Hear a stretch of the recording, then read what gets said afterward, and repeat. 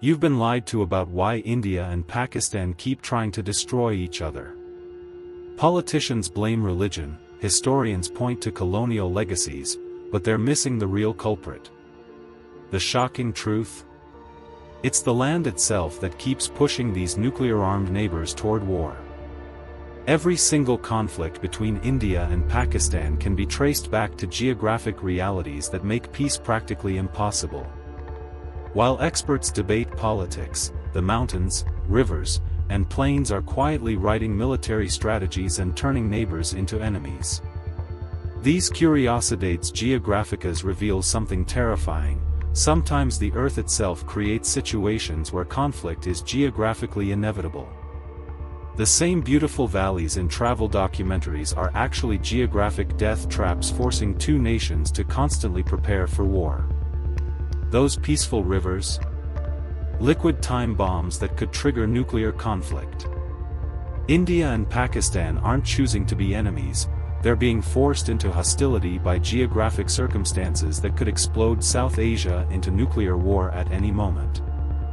You know, there's something almost poetic about how nature itself seems to have drawn battle lines between India and Pakistan long before humans ever set foot in the region. The Hindu Kush mountain range doesn't just separate two countries, it creates two entirely different worlds, each with its own geographic personality and strategic imperatives. These towering peaks, reaching over 7,000 meters in some places, have been shaping military thinking and political tensions for centuries, turning geography into destiny in ways that most people never realize. What's truly fascinating about these Curiosities Geographicas is how they force both nations into a perpetual game of geographic chess.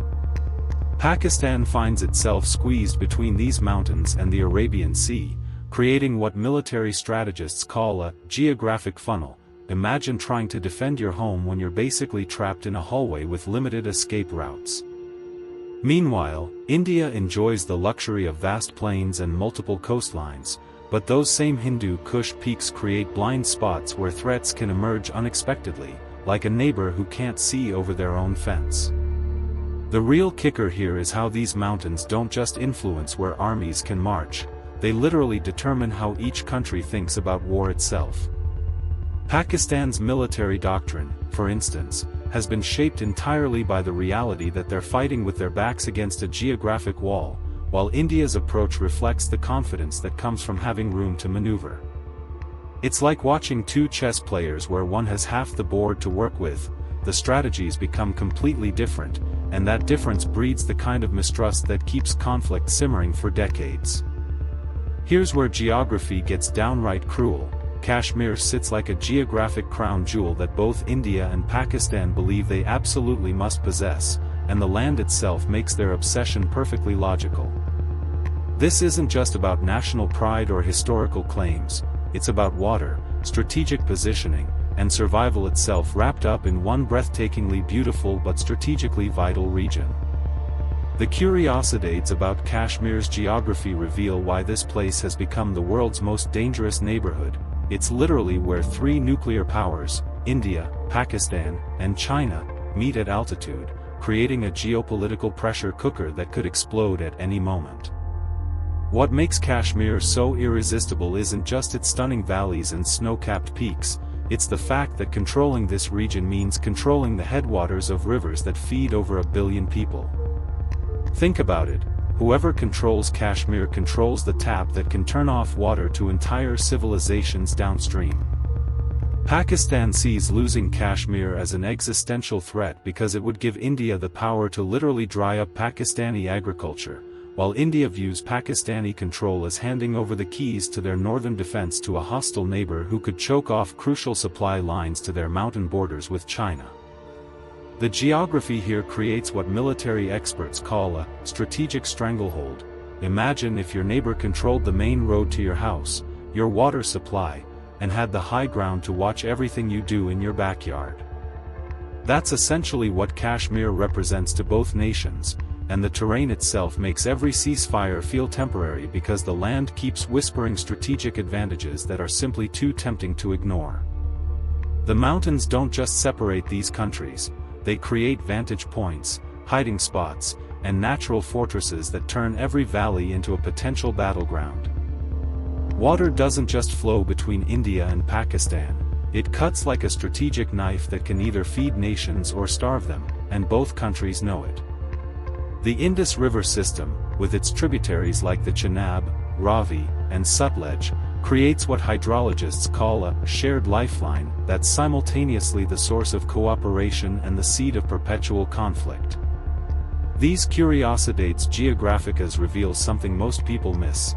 Rivers don't just provide water, they provide power. The power to make your enemies' crops wither, their cities thirst, and their people migrate, all without firing a single shot. Pakistan's entire existence depends on water that starts in India, flowing through Kashmir and Punjab before reaching Pakistani farmlands that feed over 200 million people. It's like having your life support system controlled by someone who considers you their mortal enemy. Imagine if your neighbor could turn off your electricity, your water, and your internet connection whenever they felt like applying pressure. India, meanwhile, sits upstream with the ability to build dams, redirect flows, and essentially hold Pakistan's agricultural future hostage, creating a geographic arrangement that makes conflict almost inevitable during every drought season. What's particularly sinister about river geography is how it turns natural disasters into weapons of war. When India builds a dam on the Chenab River, Pakistani farmers don't just see flood control, they see an instrument of slow-motion strangulation that could turn their fertile lands into desert over time. The Indus Waters Treaty of 1960 was supposed to solve this, but geography doesn't care about treaties when populations are exploding, climate change is shifting rainfall patterns, and politicians need someone to blame when the crops fail. These rivers have become liquid borders that flow through both countries, making every drop a potential diplomatic crisis waiting to happen. There's this narrow strip of flat land near Sialkot that military planners on both sides obsess over like it's the most important real estate on Earth, and frankly, they're not wrong. This corridor represents what strategists call a geographic bottleneck that could determine the fate of entire armies, because it's one of the few places where tanks can actually move freely between the two countries without getting stuck in mountains, swamps, or urban mazes. The curiosities about this seemingly ordinary patch of geography reveal why generals lose sleep over 50 kilometers of farmland that looks peaceful but serves as a potential highway for invasion. Pakistan's defense strategy revolves entirely around the terrifying reality that Indian armored divisions could punch through Sialkot and cut their country in half within 72 hours. It's like living in a house where one wall is made of paper. You're constantly aware that your neighbor could walk right through whenever they feel like it. The flat terrain here offers no natural obstacles, no hills to hide behind, no rivers to slow down advancing forces, just open ground that favors whoever strikes first with the most tanks and the best air support. This geographic vulnerability has forced Pakistan to develop what they call offensive defense, essentially planning to attack India through this same corridor before India can attack them. What makes Sialkot particularly nerve-wracking for military planners is how the geography creates what chess players would recognize as a forced move situation. Both armies have to plan for this corridor because there's simply no way to ignore it. It's like having a loaded gun permanently pointed at your head that you can't move away from. India masses troops here because the terrain allows for rapid mechanized advances, while Pakistan counters by positioning their own forces in what becomes a perpetual standoff that could explode into full-scale war over a single miscalculation or border incident. The geography doesn't just influence their military strategies, it essentially writes them. Here's where history gets absolutely bonkers. The British drew lines on maps that split communities, rivers, and even individual villages in half, creating geographic scars that still bleed 75 years later. Sir Cyril Radcliffe, a lawyer who had never even visited India before, was given 5 weeks to carve up the subcontinent using outdated maps and census data, essentially playing God with the lives of 400 million people. The Curiosities Geographicas of this partition reveal something that should terrify anyone who believes in rational borders.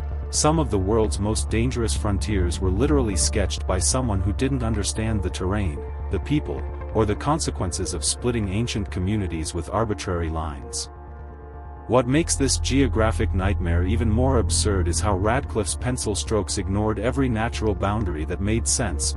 Rivers that should have been borders weren't, mountain passes that should have stayed together got split, and irrigation systems that had worked for centuries suddenly found themselves serving two hostile nations. Take the Punjab region, for example. The British divided it based on religious demographics rather than geographic logic, which meant that the same river system, the same road networks, and even the same extended families found themselves on opposite sides of an international border. It's like someone took a functioning neighborhood and randomly assigned half the houses to one country and half to another, then acted surprised when the neighbors started fighting over the shared driveway. The geographic legacy of partition continues to poison India-Pakistan relations because the borders themselves are inherently unstable and illogical. These aren't natural frontiers that evolved over centuries of cultural and geographic reality. They're colonial administrative lines that were drawn to facilitate British withdrawal rather than regional peace. Every time tensions flare up, both countries are essentially fighting over borders that were designed by foreigners who cared more about getting out quickly than creating sustainable geographic boundaries. The land itself remembers what was torn apart, and geography has a long memory when it comes to artificial divisions that ignore natural patterns of human settlement and resource distribution.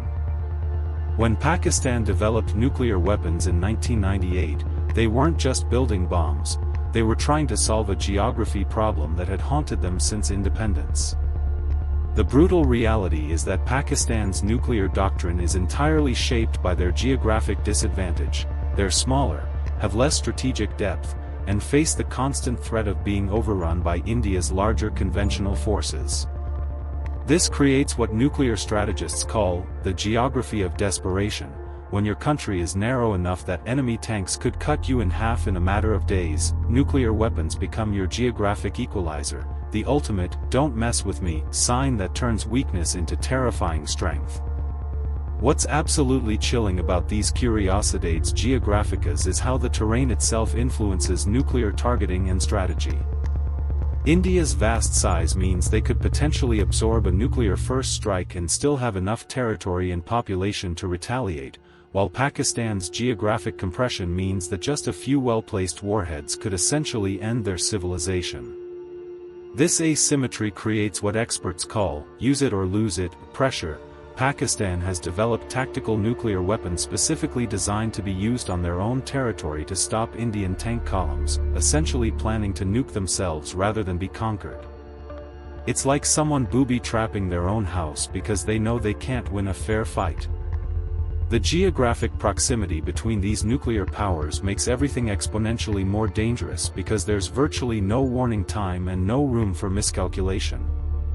Unlike the US-Soviet standoff where missiles had to fly across oceans, giving leaders time to think twice, India and Pakistan's nuclear arsenals are basically pointed at each other across distances that can be measured in minutes rather than hours. The geography creates a hair-trigger situation where a single radar malfunction, a flock of birds, or a communications breakdown could trigger nuclear war between two countries that share rivers, languages, and centuries of intertwined history, proving that sometimes the most dangerous enemies are the ones who live right next door. Now that you understand how geography literally writes the script for conflict between India and Pakistan, what are you going to do with this knowledge? You now possess the geographic lens that reveals hidden forces shaping our world, so how will you use it to understand conflicts in your own life? If mountains and rivers can force nuclear powers into perpetual hostility, what geographic realities are shaping tensions in your community? The same Curiosities Geographicas that explain India-Pakistan conflicts can unlock mysteries behind every territorial dispute. The question is whether you'll start seeing the world through this geographic truth or remain blind to forces already determining your future. Here's your challenge: pick any conflict happening right now and apply this geographic thinking. Look beyond obvious explanations and ask, what does the land itself want? Once you start seeing conflict through this lens, you'll never be fooled by surface-level explanations again. If you enjoyed this revolutionary perspective, hit that like button, share it with someone who needs to understand these truths, subscribe to the channel, and turn on notifications to keep discovering the Curiosities Geographicas that explain our world's conflicts. Geography never stops teaching, the question is whether you'll keep learning.